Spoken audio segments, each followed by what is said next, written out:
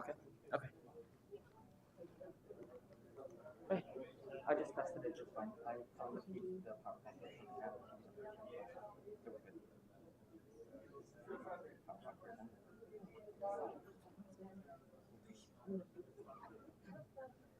Power pack version. What you talking about?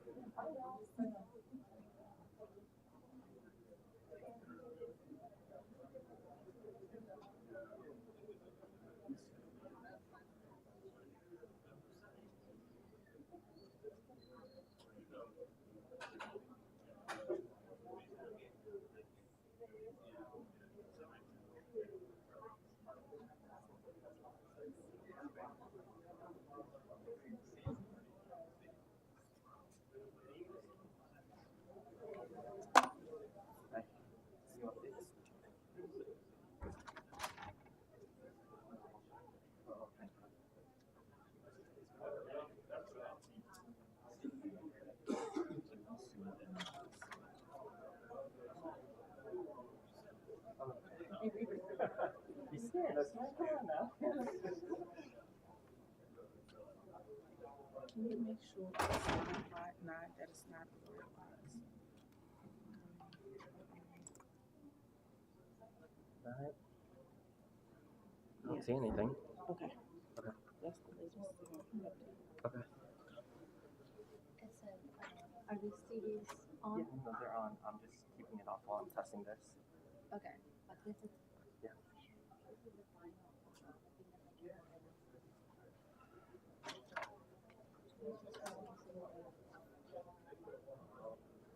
hi.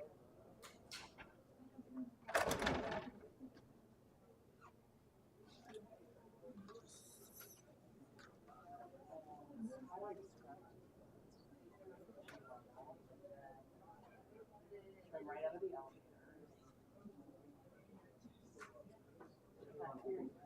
Send out the names of like over there. So it's Jacqueline. Yeah.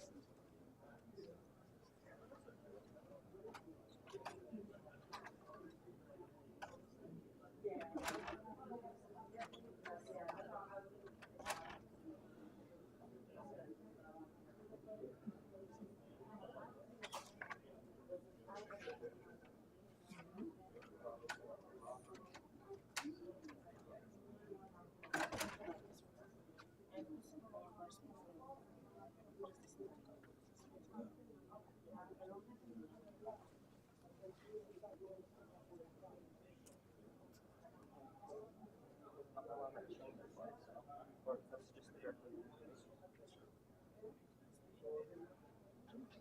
I can make the change on the slide directly. Yeah. Okay, we're gonna make the change directly on the slide. So the sentence you sent me, the last one. Sorry. Oh, the PDF. Okay, I gotta make it on here because of the PDF. Okay. So in the blue, I'm in the blue box. We're gonna fix it back up.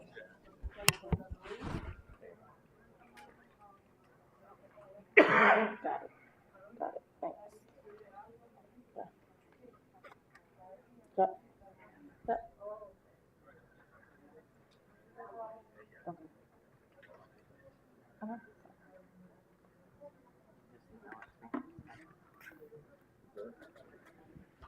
Thanks.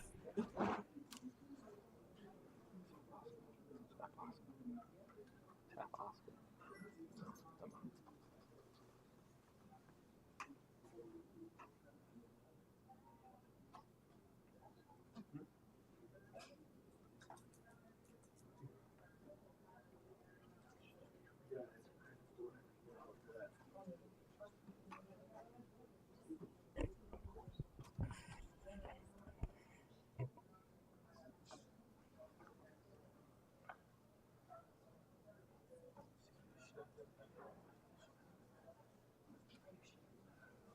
Wait, take a selfie. Of yourself. Fake smile.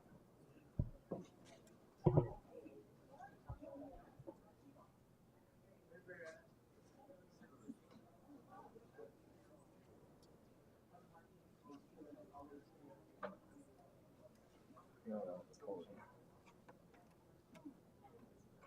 time is she coming down? 15, hopefully. 15 minutes.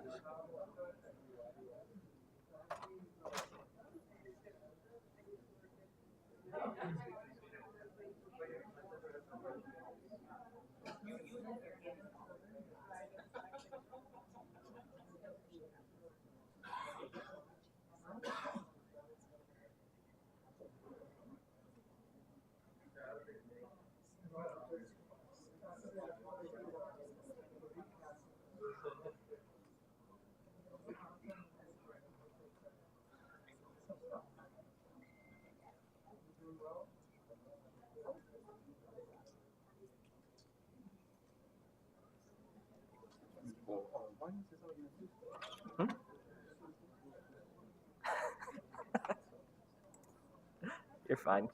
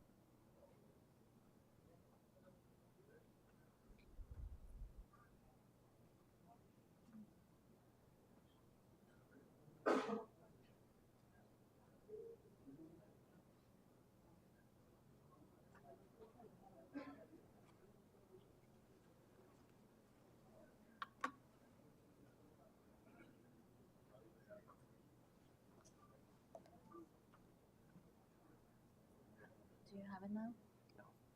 One more other possibly.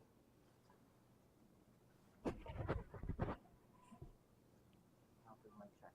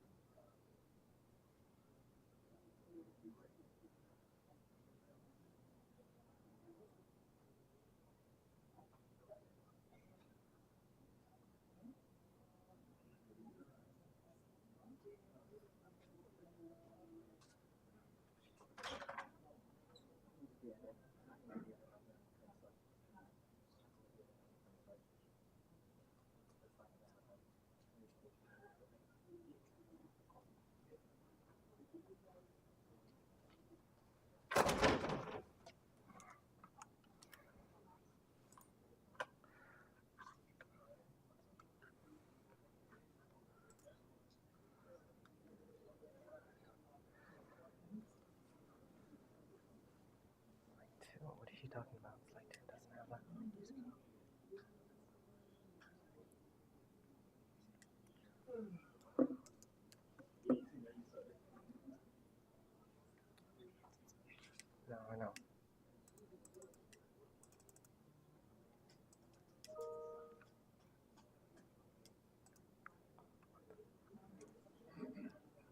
sorry, it's not being edited on there. Okay, thank you.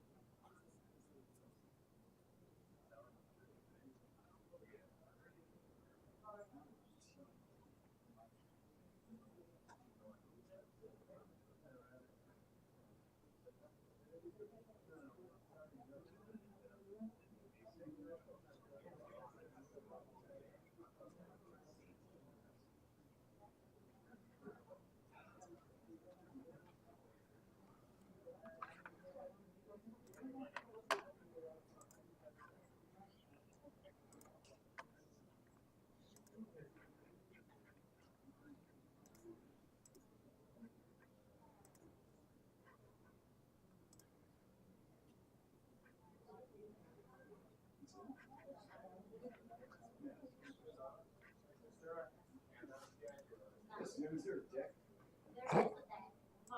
Is there a hard copy that or you can get it in press conference? Before the press conference? How about a mayor's order?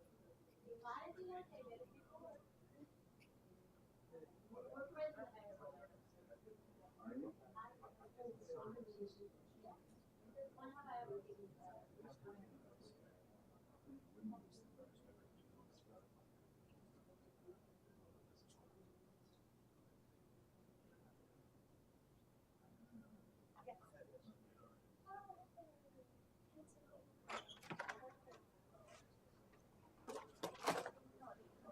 Keep on kicking this damn thing. It feels so bad. I'm sorry. I'm so sorry. Be careful, please.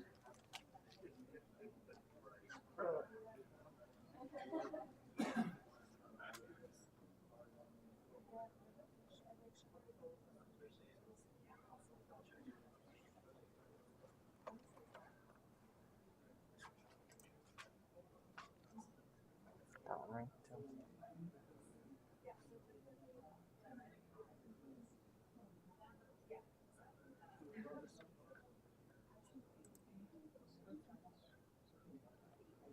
Okay.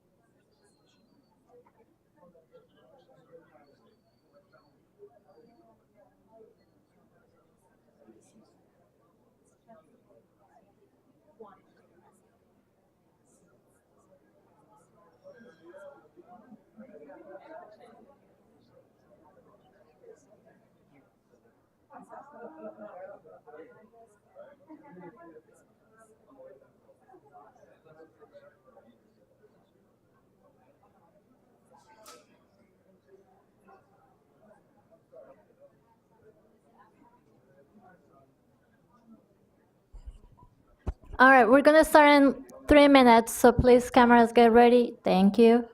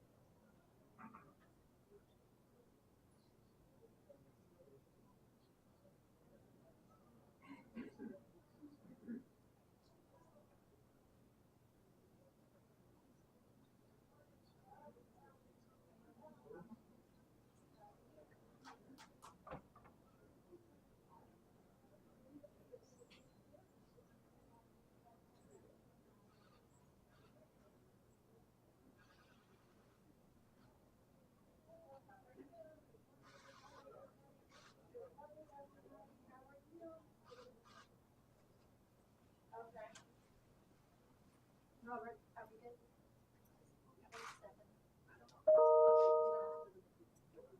Just go over there.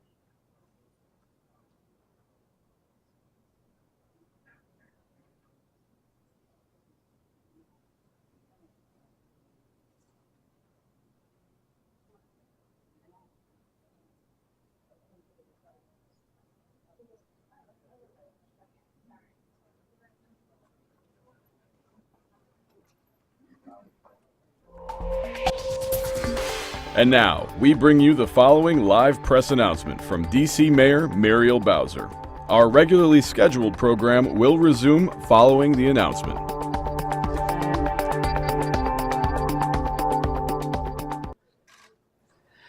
Good morning, everybody. I'm Muriel Bowser. I'm the mayor of Washington, D.C. I want to welcome you to the John A. Wilson Building.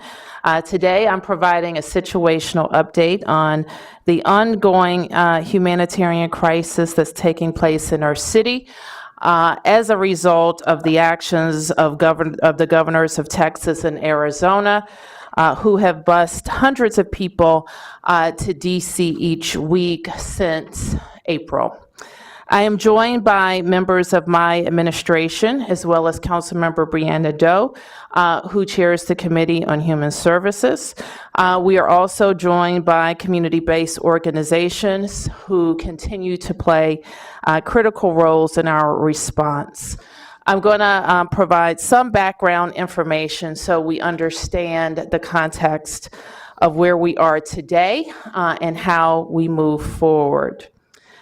We know that migrants coming to and through DC are arriving from a range of nations.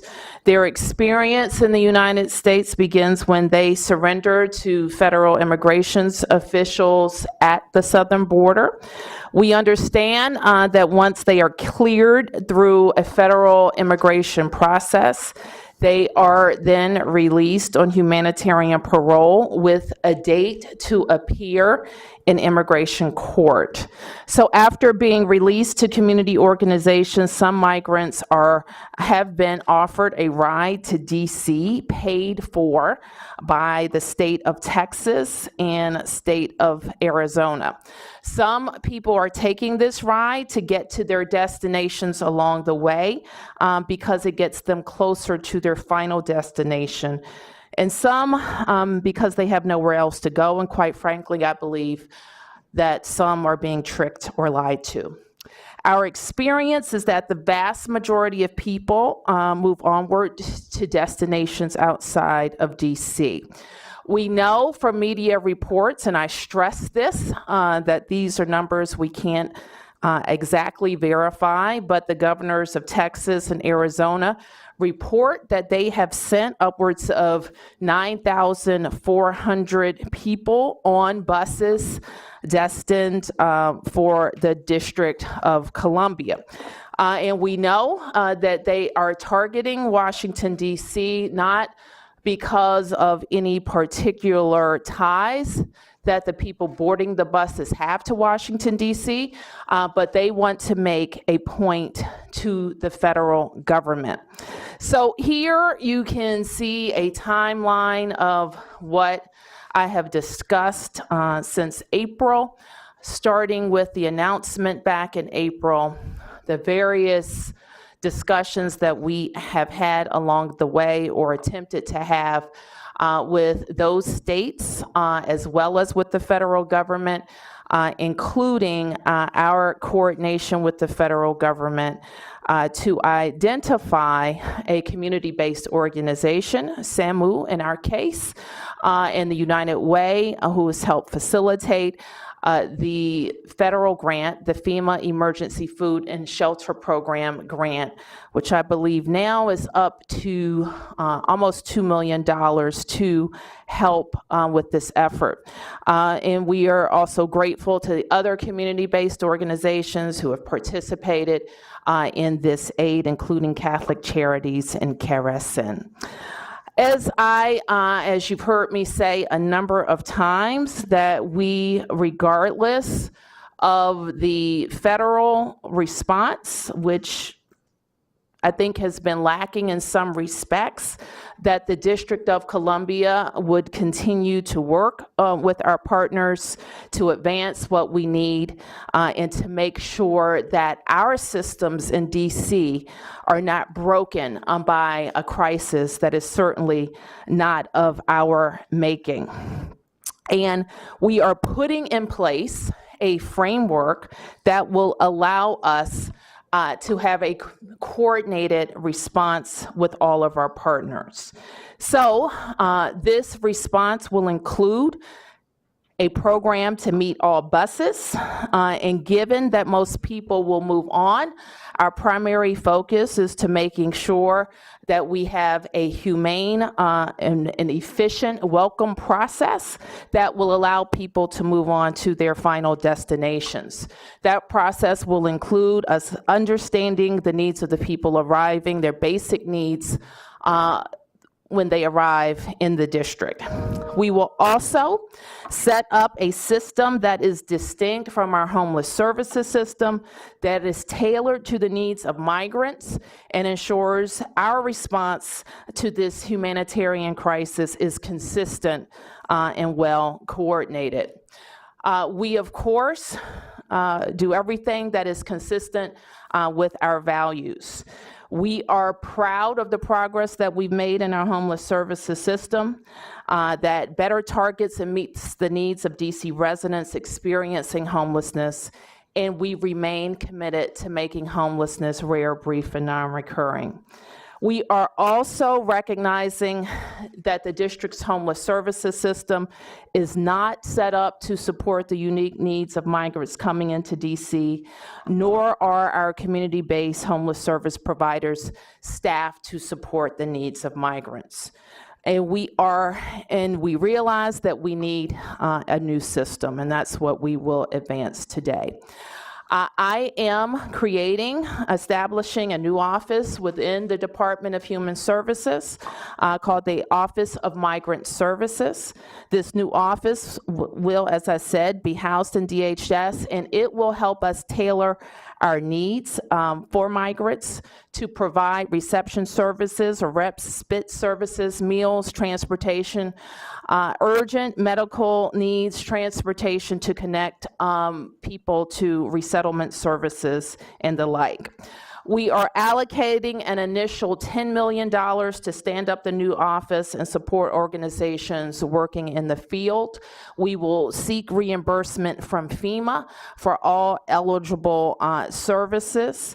And we have experience working with FEMA on the reimbursement of eligible services, and I'll say a little bit more about what we think FEMA could do to make sure that states and cities like ours aren't left holding the bag. And so in order to create this new offices, I am declaring a public emergency.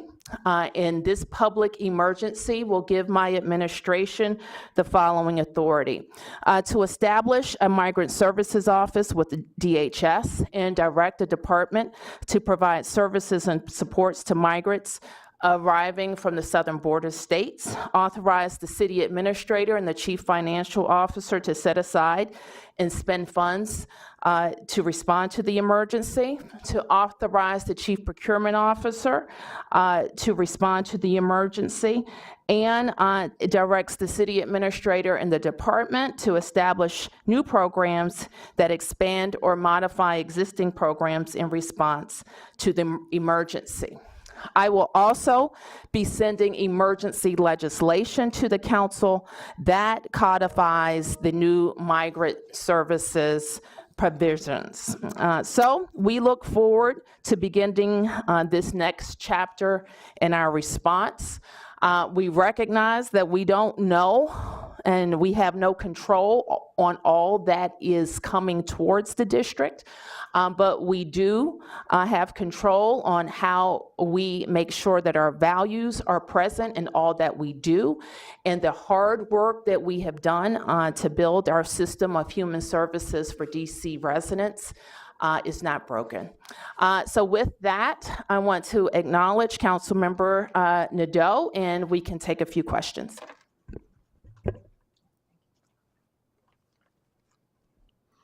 Thank you, Mayor. And I want to also acknowledge the many partners who've been involved since the beginning.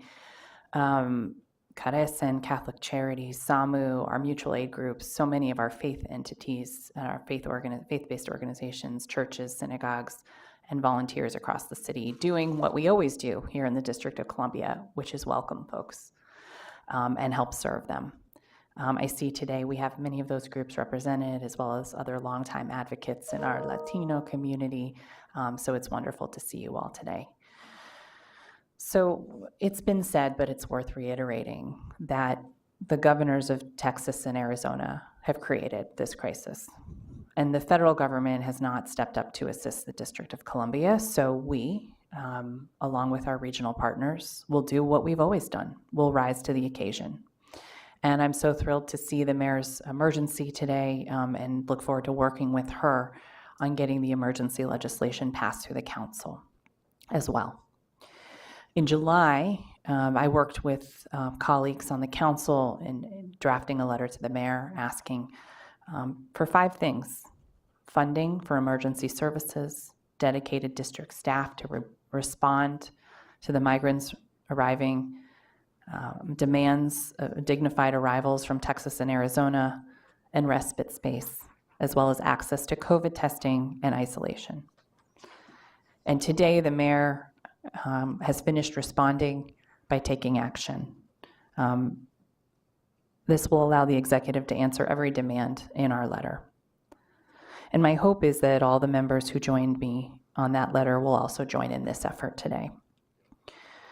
We know Mayor Bowser is already providing testing and isolation. They've already stepped up to demand dignified arrivals. And this allows our government to do all it can to fund emergency services, dedicated staff, and pursue a respite space. I've also been working regionally in my role as chair of a committee at the Metro Washington Council of Governments. We were able to pass unanimously a resolution for regional cooperation through our departments of human services and through our emergency management systems. I'm proud that that resolution has been adopted by the full Council of Governments for the region, which is our 25 closest in jurisdictions in the DMV, and that we will be discussing it further this Friday at the Human Services Committee of the COG as well, because undoubtedly this requires a regional response to be complete. We know, as the mayor said, that the majority of those arriving are just passing through, and for those who do stay, we will do what we always do. We will welcome them into our community. But at the same time, by creating this system, by creating these new programs, we'll be able to adequately serve them and their needs. Our systems right now are just not set up to serve them in the way that they need, to assist them in getting to their final destination. We've learned from border towns like El Paso and Brownsville. And in many ways, the governors of Texas and Arizona have turned us into a border town.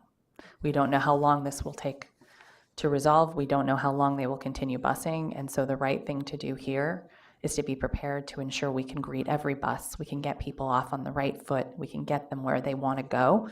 And that will ultimately help them in their immigration process. So I'll leave it there. And I thank you, Mayor Bowser, for your leadership. Thank you, council member. Okay. Yes, if you could just introduce yourself. Yes, Leonard Fleming, DC News Now. Mayor, how did you come up with the $10 million figure? And you talked about FEMA reimbursing you. What is the process for that, and are you certain that FEMA will reimburse you? We are certain that these are qualifying expenses. The initial tranche, which we will take from our contingency cash, really represents how much we think it will get started to have a contract staff, which remains one of the biggest issues that we need. We need people to make sure that we have coverage throughout the day. So the largest part of that number is an estimate on what it will take to get a contractor on board. Any other questions? Yes. Mayor Bowser, why have you not come out more forceful against the Biden administration on what's happening? I've said frequently what we need from the federal government. I've said frequently how disappointed I am that our first need for more people on the ground that help to respond to a humanitarian crisis quickly. We have called on the National Guard and been granted the National Guard a few dozen times since I've been mayor, so I'm very disappointed in that. And also, I'm very disappointed in not having a federal site that we can use. So is he partly to blame here then? Is the federal government? President. Yes. the president, the White House, and anybody else who was involved in the National Guard not being granted for the district's humanitarian response. Yes. Mayor, going along with that, where are those conversations with the federal government at this point? They're ongoing. And, anybody else who hasn't asked the question? Yes. Hi. Can you just introduce yourself, please? Yeah, absolutely. Amanda Michelle Gomez, WAMU DCS. Migrant families are currently staying at 2 hotels, the Days Inn and Hampton Inn. Do you anticipate moving? It sounds like this office is going to be providing temporary accommodations, or are you going to continue to move more families in there, or I know the Hampton Inn is a COVID hotel, it's used for COVID quarantine. So are families going to be moved out of there and into Days Inn only? What are the housing services provided? Right now, we consider that a temporary housing service that we're providing at the Days Inn, and it is in line with what the Migrant Services Office will do, provide temporary housing while people are moving on to their next destinations. Are the families at Hampton Inn going to be, which is a quarantine hotel, going to be moved to Days Inn soon? I don't know that that's our plan. Okay. And then a second question, students are being enrolled, migrant students are being enrolled in DCPS. Are there going to be more ESL teachers at those schools that most are going to, or what other supports are those students going to receive once at school? Our students, regardless of whether they are coming from the Days Inn or they're coming from any other location in the district, will be served in our schools, and they will be served adequately. Yes, Mark. I got several questions, Mayor Bowser. Okay. Can you tell us the number of students who are currently enrolled from the asylum seekers? We think we have about 70. And then can you tell me how many people are currently being housed either in the shelters or in the hotels right now? Let me get you a specific number, Mark. We can't tell you how many are in the hotels. I'll get that number for you. And then you mentioned in one of your slides having a presence at Union Station. What's that going to look like? Is that 24/7? Are you going to have a welcome center or some kind of processing center stand up at Union Station? We don't currently have a space at Union Station. I think you know that we don't control Union Station, and we continue to work on having the appropriate space for our staff, contract staff, and potentially processing of people coming from buses at Union Station or close to Union Station. Right, so what's that going to look like? Is that going to be something that's going to be, I mean, do you know yet when buses, is that coordination happening between Arizona and Texas that you know when buses leave, ETA on buses arriving, or are you just going to have to stand out there and wait? We expect to have a 24/7 presence. And then what about a center? Are you looking to stand up a center that one would both work kind of like Virginia Williams in the sense of a processing center for people as well as a place for people that, I know you had asked for the Armory for something like this. Are you looking for some kind of facility or building a facility like that where people could actually sleep and be processed, or one or the other? We right now have an example in the region where people, after kind of having initial discussion, a processing, a triage, if you will, are staying up to 72 hours until they make other arrangements. We think that is a process that works well to deal with the immediate needs of arriving folks from Texas and Arizona. We don't have a likely space in the district. We continue with partner organizations to look for that type of space. Inside or outside of the district? All. Is that breaking news that we're interested in? What's that? The Director Zeilinger just. 94 families, 348 people staying at DC hotels. At hotels, okay. Mm-hmm. So you mentioned having a contract. Do you know, is that going to SAMU? Do you know who the contractor, you picked a contractor? No, the contractor would not be the contract would not be with SAMU. It would be to support SAMU. I don't understand. Can you clarify that? It would not be with SAMU. It would be to contract personnel that would support SAMU. Okay. And can you explain the difference between a state of emergency and declaring a public emergency? Is there something different between the, I mean, we're from COVID, we're used to you declaring a state of emergency or a health emergency. This is a public emergency. Is that different? You could call it a humanitarian emergency. You could call it a migrant emergency. It's just the semantics, really. What it is a mayor's order that gives me some administrative authority that I don't normally have. And that administrative authority lasts for 15 days. I will be, when the council returns from recess, submitting a request for them to extend that emergency.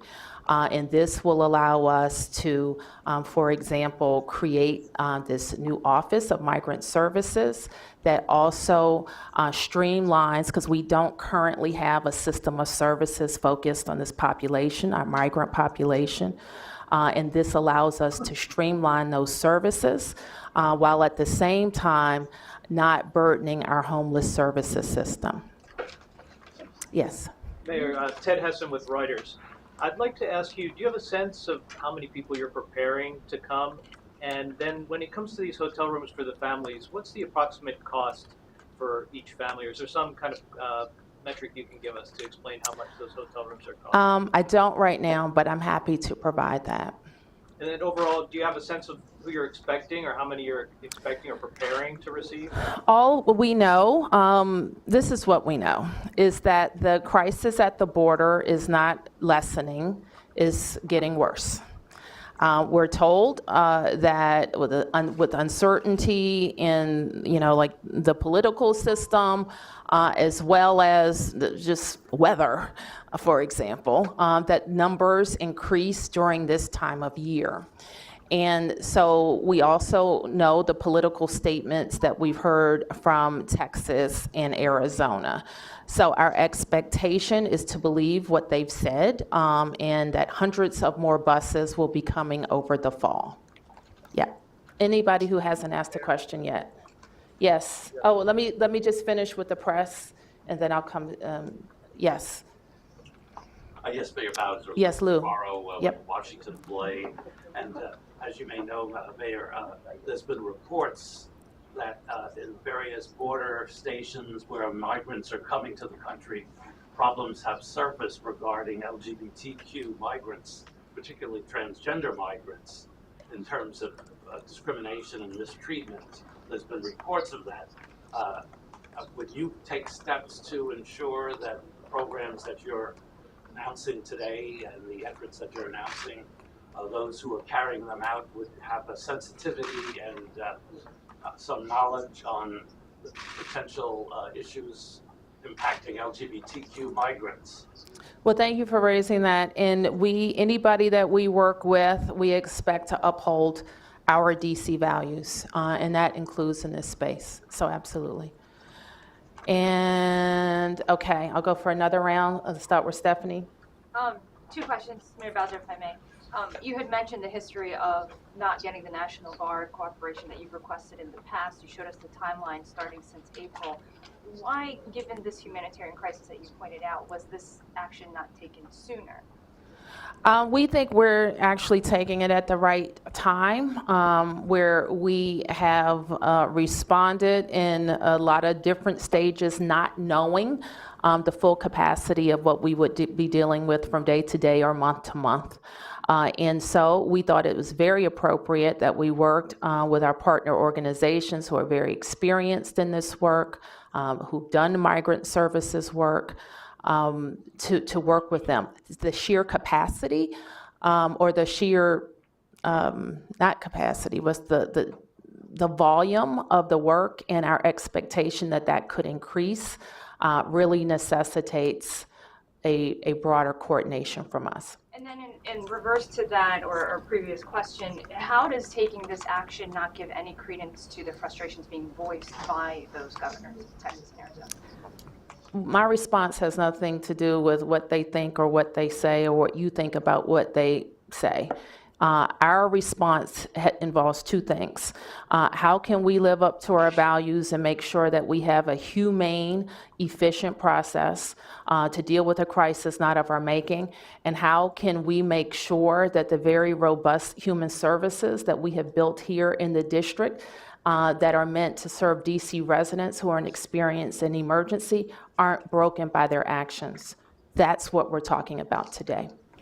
Yes. Yes, Mayor, you mentioned earlier about the migrants that some are being lied to and even tricked. Can you talk a little bit more about that? I'm not entirely sure that people know that they're coming to DC.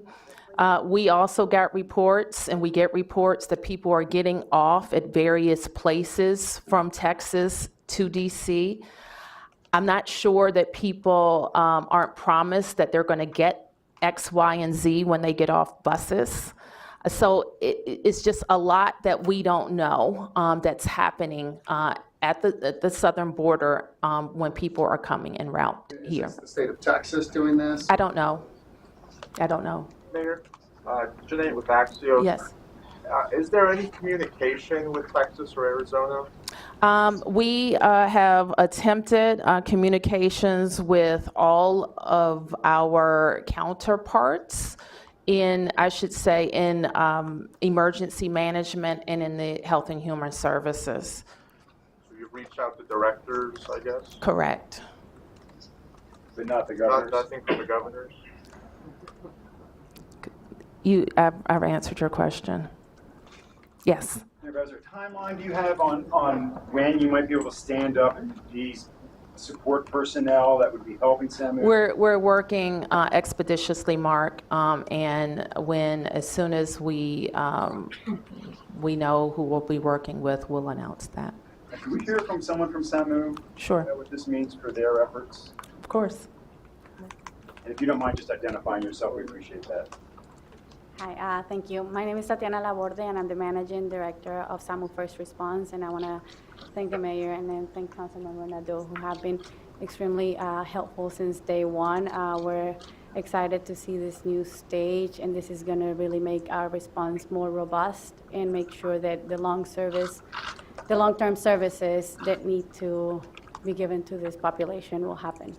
Can I just ask, a lot of the agency, a lot of the nonprofits and NGOs have been critical of Mayor Bowser's request for the National Guard and delay in doing something that she's doing now. What are your thoughts about it taking this long and what's led up to this? We have no official response to that, but we've been working together since day one. And with that, Tatiana, how does this, moving forward, what does this mean for your efforts on the ground? What is that going to look like first? It's going to make it much easier to respond to the 24-hour, 7 days a week emergency. Just as an example, we attended a bus yesterday at 1, yesterday at 10:30, and the team that's here with us has just finished with the morning bus. Yeah, actually, I have a follow-up question for Tatiana. I'm wondering, has the number of buses lessened just because buses are now going to Chicago and New York? Yeah, they're going to more places. I wondered how it's changed now, and yeah. It didn't necessarily lessen because of the other states, but rather because of weather. Okay, so you're seeing less than, but on weekly, how many folks are you receiving? Weekly, we're receiving probably 10 buses. 10 buses a week. Yes. And then for Mayor Bowser, who will be heading the new office? We will make that announcement. We haven't made that announcement. Okay. And then if I could ask an off-topic question. Let me stay on topic. Okay. Can I ask how long it'll take to set up this office then, to get it up and running? We will, as I mentioned, we're operating in an emergency right now. We'll present to the council legislation when they get back, and then we will work very quickly to get the services set up. Yep. Yes. Yeah, so one question I had, is the city spend money, this money you're talking about, to get the migrants on their way? The FEMA eligible expenses include transportation. So you're giving them the money and getting reimbursed, or FEMA's giving them the money directly? We will work with all of our partner organizations on how to best facilitate that. But I mean, it's happening now, right? It is. So how's it working? It's working with the partner organizations. Okay, so the other part here, what's the reaction of DC residents to this? I mean, are you getting complaints or what's What's happening? DC residents want to make sure that we live up to our values and that our systems continue to work for them. So are you hearing from them? I do hear from them. I hear from them with points along the spectrum. I heard from them around the DC National Guard issue, where they thought it made perfect sense, and they wanted to make sure that the federal government was doing its part in a federal issue. Now, mayors do a lot of things, but we are not responsible for a broken immigration system. What we need in this country is we need the Congress to do its job and fix this immigration system. We have millions of people living in this country who don't have the means to take care of themselves and have a secure life.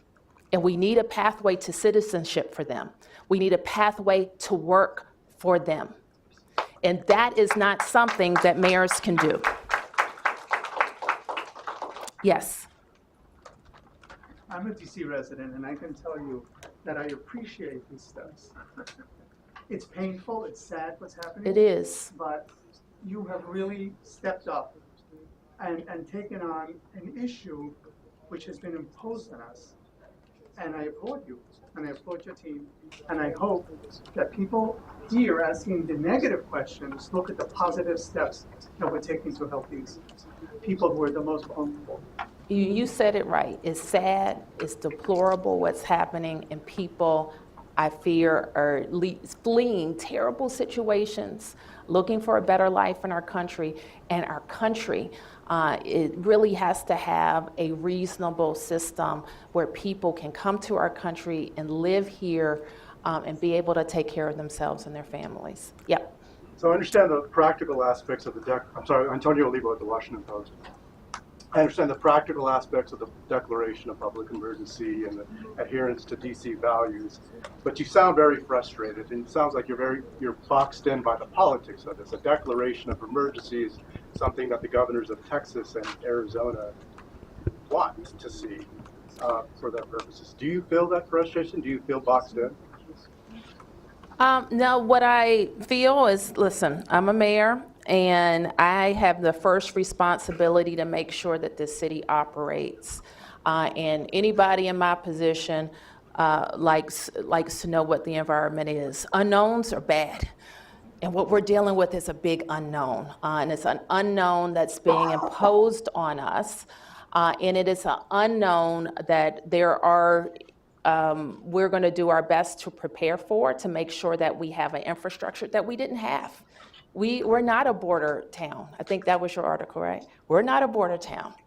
And so basically what we're doing today is a new normal for us. We have to have an infrastructure in place that allows us to deal with the border crisis here in Washington, now that has visited us in Washington, D.C. Any other questions? Off topics? Yes. No, okay, no more questions? Off topics. Amanda had the first.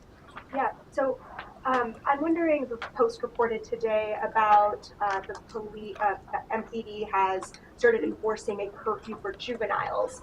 And so I'm wondering why, and you started this in last month, I'm wondering why not make a public announcement like PG County did and warn youth and their caregivers that they should be inside at a reasonable hour. That's my first question. Well, we've always had a curfew. Like, that's not anything new. I don't think, but enforcement hasn't. I mean, you haven't enforced it. I think that there have probably been one-off issues of enforcement. There's not a widespread program, but I can promise you if the police encounter a 13-year-old out at 3 o'clock in the morning, they're probably going to get curfew enforced. And I wonder why enforce a curfew. I know that some analysis of these curfews have said they're ineffective in reducing crime. Should a 13-year-old be out in the middle of the night? Whether it's a crime, or he could become a victim of a crime, or in some other unsafe situation. So call it what you want, but if a 13-year-old is out in the middle of the night, they need some adult protection. So I answered that question, but Deputy Mayor Geltard is here. He's going to have some more specific information about the incidents if the police encounter a juvenile who needs to be in custody. Thank you, ma'am. And as the mayor said, we have had the Juvenile Curfew Act of 1995 is when it went into effect. 2017 was the last time that there was any like major enforcement across the city. And as the mayor said, there are instances where the curfew is enforced at times because exactly what she said, we want to protect our youth. And that's what this is all about. You can go to MPD's website and they have the full pamphlet on there of what the curfew is, what they do to enforce it. But really the bottom line is the police officers will take the person home. And that's what we're doing. So there's no widespread enforcement. There's been no change in our policies on this. When it's necessary to enforce for the protection of our youth, our MPD officers will do that. Oh, can I follow up on that, Deputy Mayor? Because in the past, when you have started ramping up enforcement of this, you've held a press conference. You have given notice to parents and to students. It's usually at the end of summer when they're going out on summer break. And I think it's a legitimate question to ask why the city didn't just put out a notice to parents and say, hey, look, we're going to start enforcing this again, or you want to be conscious of this, or it just seems like we all pay pretty close attention in this room, right? And we were all kind of caught off guard by this. So I'm not certain, Mark, what you're caught off guard by. As I said, there's been no ramp up of the enforcement of it. There's been a steady enforcement of it when necessary. Show us those numbers. And there's no serious number or uptick in numbers that we've had over this summer than we had over last summer, or, the curfew is in place. It's an act that's been in since 1995. We can talk with MPD and get those numbers. Sure. Today? We can get those numbers for you, Mark. Today? We can get the numbers for you. All right. Can you give us? Oh, sorry. Can you give us an update on the enforcement of the codes for the marijuana gifting shops? Has there been a delay in this? We have no comment on it. There hasn't been a delay. I don't know what you mean. Has there been a delay? So now the department in charge of supervising this, they're actually going out and enforcing. Are you talking about ABRA? Yes. Okay, you'll have to ask ABRA if that's a policy, if that is an initiative of theirs. Yep. Your DC Shadow Rep's home was shot up last night. He tweeted it out. Have you been in contact with him, and what's your response to the gun violence that's going on in the district? I'm not familiar with that incident, but I will definitely find out. Yep. Mayor, going back to the curfew question, in the different jurisdictions that you partner with Georges County, some of the questions were, how would this be enforced? Is it just like if a 13-year-old is out, for example, that you mentioned, would they be brought in, or are police expected to now patrol these areas where young people are known to hang out? If it's a case of patrolling those areas, do you think that that's a viable solution when police, we know the numbers are strapped in the District of Columbia?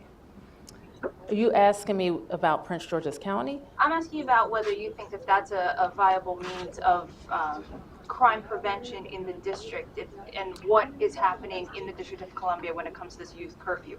Are there going to be officers now focusing specifically on these places of youth gathering, or is it just every now and then if the teen is caught out and not supposed to be out? I would like to ask the chief to respond to you directly about any deployment concerns that he has, but to the points that have been raised here, we have not announced, I have not announced or directed a new initiative around juvenile curfews.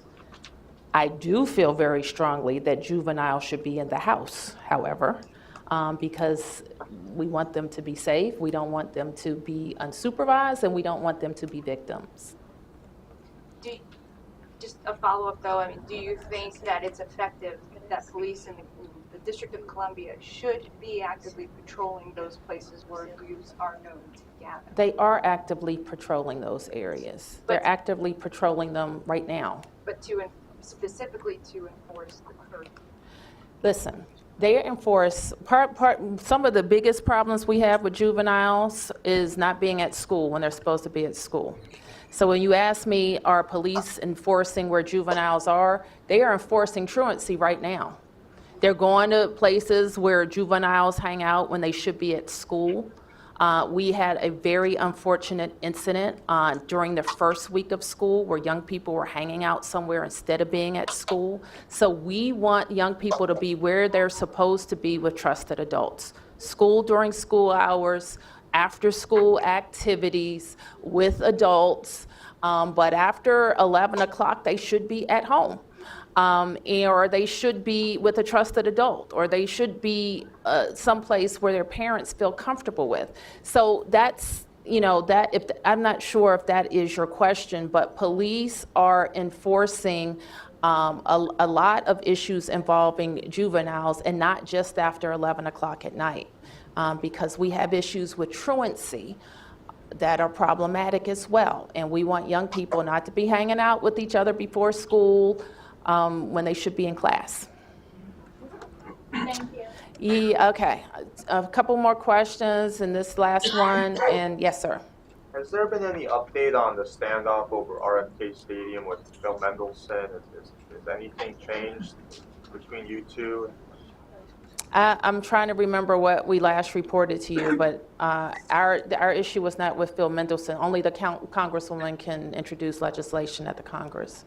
I think there's a disagreement between the council not wanting a stadium. They want to put a restriction on.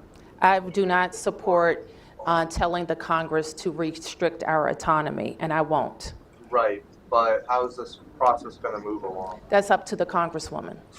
The Congresswoman can introduce the bill that's best for DC residents, and we hope that it proceeds. You know why she hasn't done that yet? You would have to ask her.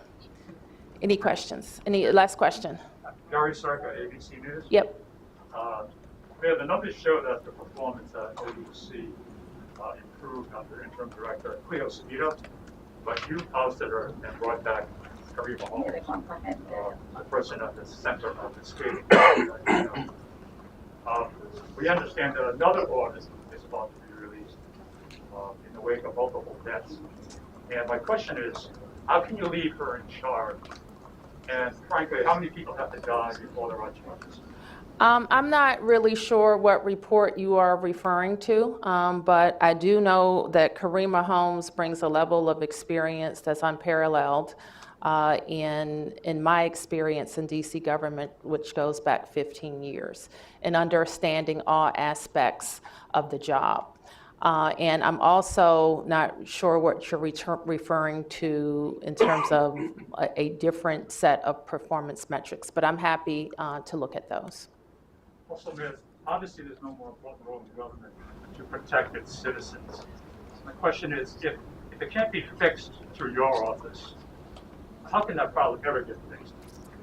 What are you talking about? What can't get fixed? At the OUC. Well, let me explain something to you about 911 calls. And what did you say your name was? Gary Serka, ABC 7. Okay, Gary. The OUC gets thousands upon thousands upon thousands of calls, all with people calling in various stages of distress. Now, if you want to pick out or cherry pick one or two calls, you can do that, but thousands of calls where police and fire and EMS are dispatched to DC residents in times of distress. And so that's what we're focused on. And we are also focused on learning from all calls. If there are things that need to be changed or things that need to be done better, we learn from all of our calls. But what we won't do is really focus on information that's being cherry-picked by one or two people when we have a vast examples of the type of work, stressful work that they do every day. Aren't there more mistakes being made now than there were? I have no idea what you're referring to. Mistakes that are made in dispatch. I'm sorry? Mistakes that are made during dispatch that result possibly in further. What I know is that some people who are reporting on OUC are more interested in talking about mistakes in Karima Holmes than they are in talking about possible mistakes in other people. I don't really know what that's about, but I do recognize that that is happening. What I also know is that with the thousands of calls that they received, if there are any opportunities to change processes or management or looking at how calls are dispatched, we take those very seriously. Okay, Stephanie, you have the very last question. No, I did want to ask if there's a response to the mental health standoff and an update to that as well that we saw yesterday with the man who was naked and then climbing. I don't have anything on that right now. Can we? Yeah, you can talk to him after. Last question. Not a question, but just maybe a response to the gentleman. My home, I live in the Ward 4, made a call for 911 because my granddaughter was basically dead. 911 responded in seconds. That case, from my side, I have to say, 911, District of Columbia, thank you so much. Thank you, Marie. All right, thank you, everybody.